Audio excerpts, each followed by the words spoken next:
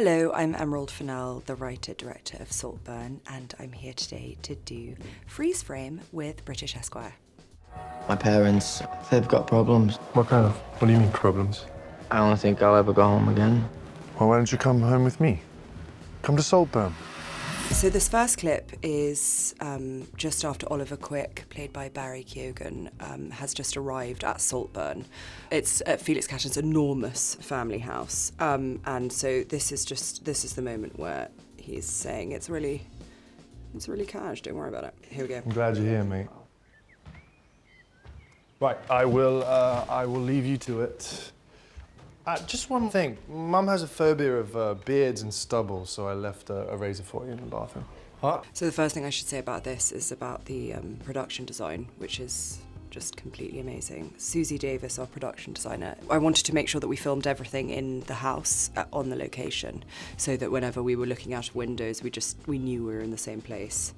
And also to get kind of collective feeling of all of us going mad in one place over the summer, which is, what happened. Yeah, I don't know. She thinks it's unhygienic, something to do with her father. It's bonkers. I mean, I'm not even allowed to wear my fucking stud when I'm here.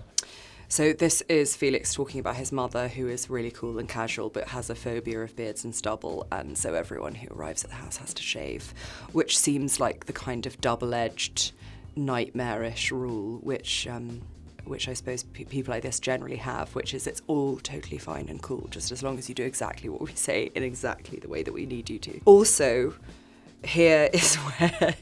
this is where Felix explains why he's not wearing his eyebrow stud, because I had a huge, not fight, but we had lots and lots of conversations. I had lots of conversations with the producer about Felix having an eyebrow stud. My argument was that in 2007 there was nothing hotter than a boy in Carhartt flares and with an eyebrow piercing. They disagreed and felt it was an abomination to destroy the beauty of Jacob. So I had to strike up a deal with them, which is that he could have his eyebrow piercing at Oxford, but not at Saltburn. So for those eyebrow piercing fanatics, of which I am one, I did my best. Anything else I should know about? No, just be yourself. They'll love you. It's relaxed, I promise. We'll be in the library. Library? Yeah, it's relaxed. They'll just be in the library. We've all got multiple libraries, right? And here he is now. Oh, what beautiful eyes. This is the first time we meet the family. And I think, the idea here was for us to be behind Oliver with that kind of horrible feeling of walking into a room where people have been talking about you and having to kind of face them all. It's the first time that Elspeth, Rosamund Pike's character, meets Oliver. And I think the thing is with the Catton family, Felix included, is that they had to have this sort of completely disarming charm. Oh, how wonderful. Yeah, I told you it wasn't a minger. Oh, but darling, you're kind about everyone. You can't be trusted. I think the word disarming is really important because it means, taking someone's weapons away.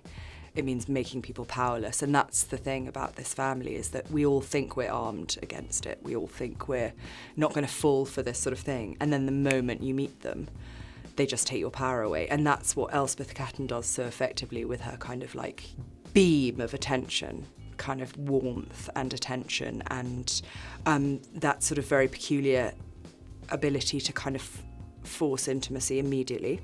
And so, you see brilliant Rosamund, the absolute genius that she is. She comes up immediately. She's standing slightly too close. She takes him by the hands. She's gripping his hands, you can't quite see, but very tightly, looking into his eyes and immediately telling him how beautiful he is. That is something that if you met somebody's mother, you'd kind of be so sort of embarrassed, but also beguiled. And that's the kind of thing about this scene. And then, of course, we've got Felix in the background who sort of doesn't even get up. It's a kind of, there's a thing here of like all the sort of politeness that you expect from these people. Actually, there's this kind of studied casualness that you always find. And they're here watching Superbad, of course, as you would. And in this room, the library, which is the room that they all spend, even though the house has 127 rooms, they spend all their time in the library, which Susie and I discussed as being the place in the house that Elspeth had designed herself.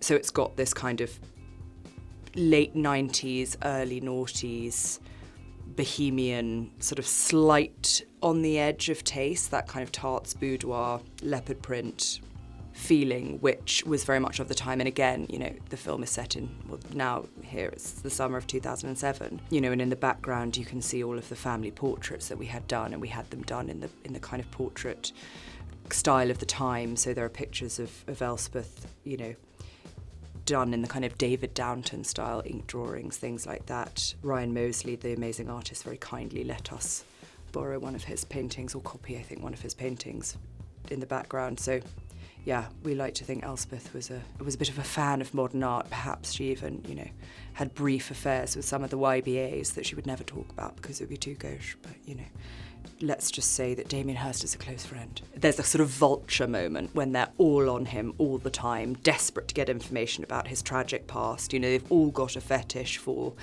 broken birds. They've all got a saviour complex. You can see immediately from the way Elspeth behaves that Felix has kind of caught her love of taking people in and looking after them.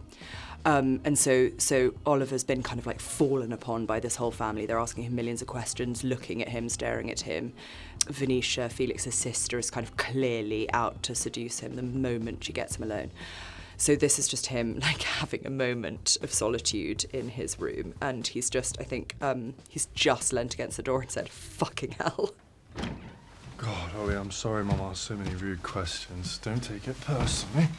Someone unpacked my suitcase. I think one of the wonderful things about working with these actors is, you know, is kind of getting the like constant texture of the characters. And so for Jacob, with Felix, it was just this idea that he's the worst dressed person in the world because he's so handsome. He actually doesn't need to dress well.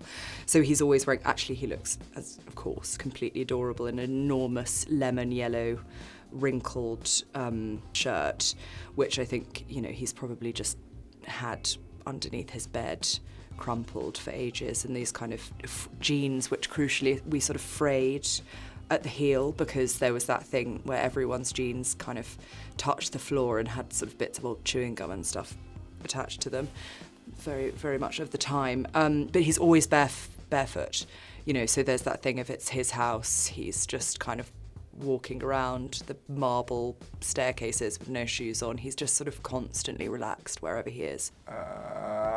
Shit, yes, I should have told you they do that here. The maids will report back to Mum, by the way, so I hope that you didn't pack anything scandalous. Just my old boxes. Oh no, they're used to that, don't worry. Duncan will be thrilled. It's the sort of little details of how the house works, you know.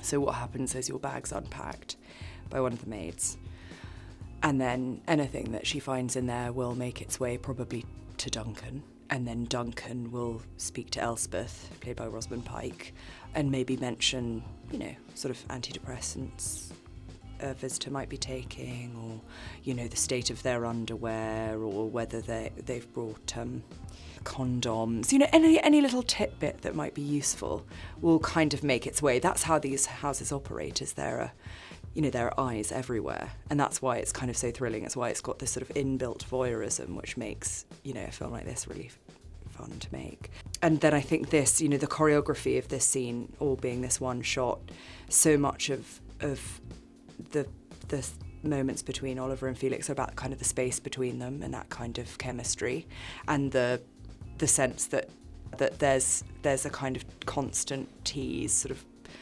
going on, that Felix sort of knows the effect he has on people, but and he's sort of very comfortable like playing with that effect. It's so beautifully choreographed, I think, between them. I had them hang up an old school dinner jacket. We dressed for dinner here, so I didn't want you to be caught short. Dressed for dinner? Yeah, it's like black tie. Could have brought one. Oh no, don't be silly. I mean, I have a spare. It'd be a waste. Do you have cufflinks though? Oh.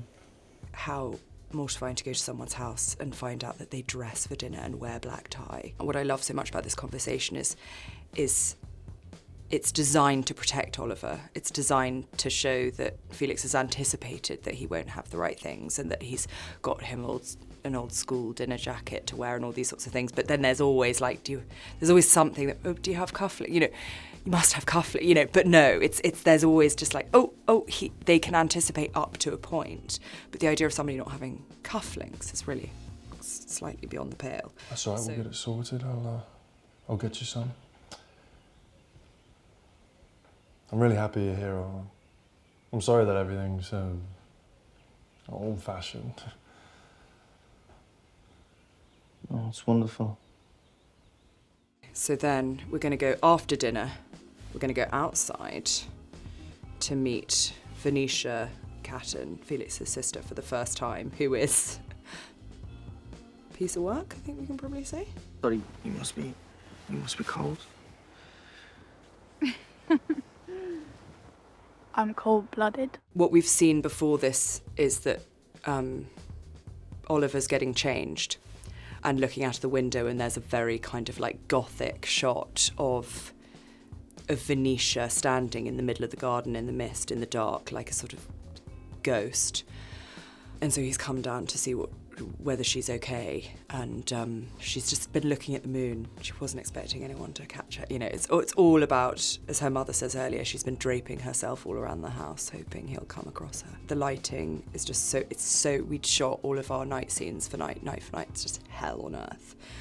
And it's just an amazing, amazing piece of lighting that we've got this kind of side light from the moon, this kind of huge full moon. And then you can see Oliver's actual room behind.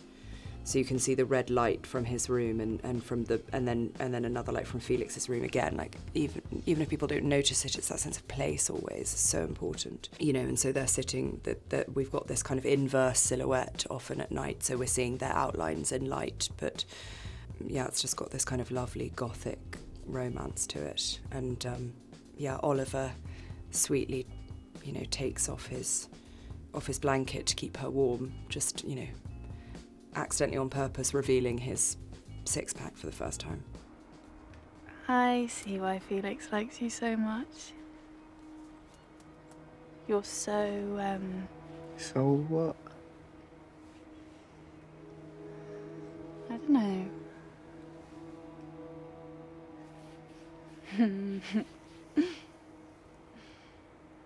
Real. Thank you for watching. Saltburn is in theatres November 17th.